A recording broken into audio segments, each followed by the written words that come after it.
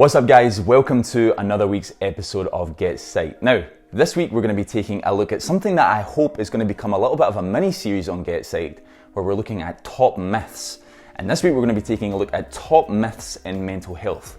Mental health is one of the biggest topics in our society right now. More and more people are being impacted negatively in a mental health sense. More people are experiencing mental illness. More people are being diagnosed with mental illnesses, accessing therapy and accessing medication. But there are also a huge number of myths about what mental health is, or mental illness is, and how to improve our mental health. And this week, we're going to be taking a look at those myths and addressing them. Okay, so the first myth is that mental health affects other people and not you. Now, probably this one goes without saying, but often when we talk about mental health, people think that we're talking about mental illness. The two things are very, very different. If I was talking to you about physical health and physical illness, you'd be able to understand the difference. We all have physical health. We all have health that varies in different degrees. Not all of us have a physical illness though. It's the exact same with mental health. Mental health is something that we all experience, and we all experience fluctuations in our mental health to different degrees. Mental illness is something very, very different. So when we're thinking, and one of the myths that often is circulating that, mental health is something that affects other people, it's different demographics, or these people are suffering from mental health and not me, that's absolutely not true. One of the top myths that we've got to ensure that we address is that we understand that everybody has mental health, and that can vary to different degrees. The next myth that I want to address is that there's sometimes, and I've heard this recently, there's perceptions that children don't suffer from mental health issues as much as adults do. We live in a world of huge expectations on adults. There's plenty of stress, plenty of working stress, family stress, social stress, economic stress and political stress as well that adults have to deal with. And often we can get ourselves into the idea that adults suffer from mental illnesses or mental health difficulties to a greater degree than children.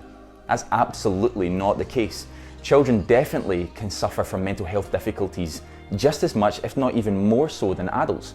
And last week we took a look at how to talk to children about mental health difficulties. So if you're interested in learning a little bit more about that and how to talk to children about mental health, make sure to click that link, which I'm going to put right above my head here, and you're going to be able to access some of that information. But one of the myths that we've got to bust is ensuring that we understand that children suffer from mental health difficulties just as much as adults. They've got to deal with excessive stress in school systems. And if you're watching this in the UK has one of the most stringent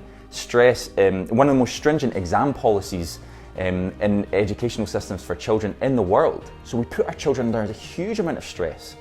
Even things like social media and cyberbullying and social networks, these kind of things can add excessive stress and can result in mental health difficulties. There's been so many studies and statistics that have shown the impact of social media on the mental health of young people. And I think that's really important to keep in mind when we're thinking and realizing that children can suffer from mental health difficulties just as much as adults. The next myth that I want to address is sometimes the perception that people with mental health difficulties are dangerous. Now, if you look through movies in the 1970s, the 1980s, the 1990s, even into the 2000s, you'll see plenty of examples of people who are deemed as dangerous, who are suffering from mental health difficulties. And it kind of makes me think a little bit about the Joker movie that I saw recently. I thought it was a terrific movie. I thought it showed a really clear picture of what isolation, loneliness, and that kind of quiet, internalized mental illness can be like, when it's depression or it's anxiety, and some of the things that it can lead to. However, I do think that it showed a little bit of the mental illness is dangerous side of things. I'm not going to give you any spoilers, but at points where the Joker actually kills people, that's somehow one way or another associated to his mental illness. So it's often the case that even in today's society, we still believe that people that have mental health difficulties or mental illnesses are dangerous people. It's the same when it goes for people that access therapy. Sometimes we think that people that access therapy have to be on some kind of higher level of mental illness or mental health difficulty in order to access therapy. It's absolutely not the case. I want you to take a little bit of time and think about what you perceive mental illness to be like. When you think of somebody who has a mental illness, what do you think? Because often these myths come from us as people ourselves, and they kind of spread into society. Do you think that people that have mental illnesses are dangerous? If so, why? Think a little bit about what that is about for you. I'm not saying that that's wrong or that you should be ridiculed for that. But I think it's important that we address our own discrepancies, our own prejudices towards people with mental illness. The next myth that I want to address is that people with mental illness can't work. Now, before I go any further with this, there are absolutely cases where people that have mental illness or mental health difficulties in general have to take time off work. Often people access medication or therapeutic services through their GP, and they're prescribed a period of time off work. That's appropriate and absolutely normal in some cases, but it's not to say that people that are experiencing depression or anxiety or other forms of mental illness can't work. One of the things that people you might have heard of before is high functioning anxiety or high functioning depression. You've even probably heard of high functioning alcoholism. It's absolutely the case. There can be plenty of times where people who have anxiety or depression come into work and manage a normal routine as per usual. And I think this is a really important myth to address, because sometimes we think that because somebody is functioning at a normal or high level, therefore they can't possibly be dealing with a mental illness. And that's absolutely not the case. Often people can have really difficult mental health experiences and still are able to work. The next myth I want to address is that people with mental illnesses are weak. Now, this is one that really drives home for me. You know, I've got a big passion in men's mental health. I did a TEDx talk in Glasgow about men's mental health, and my research during my counselling psychology doctorate is on men's mental health. And one of the things I hear time and time again when I'm doing my research is this kind of parallel for men between mental illness and weakness. We still live in a society, and it goes the same for women as well, don't get me wrong.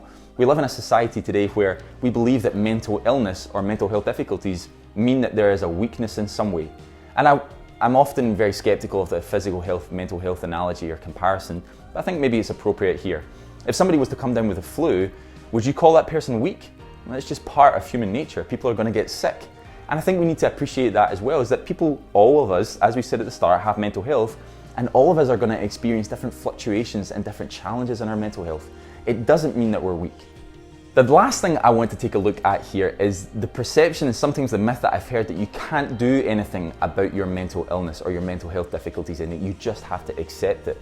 That's absolutely not the case, and I'm not going to sit here and recommend certain treatments. You know, I know I can be quite biased often on GetPsyched because I'm a counselling psychologist in training. I can point directly down to the therapy route. I will always believe in the benefit of therapy, and I believe that everybody, regardless of the position that they are in their lives, can benefit from therapy. And if you're feeling that you know somebody or you yourself are experiencing some mental health difficulties, then therapy is definitely a great option. But there are plenty of other ways in which mental illness and mental health difficulties can be treated by you or by other people.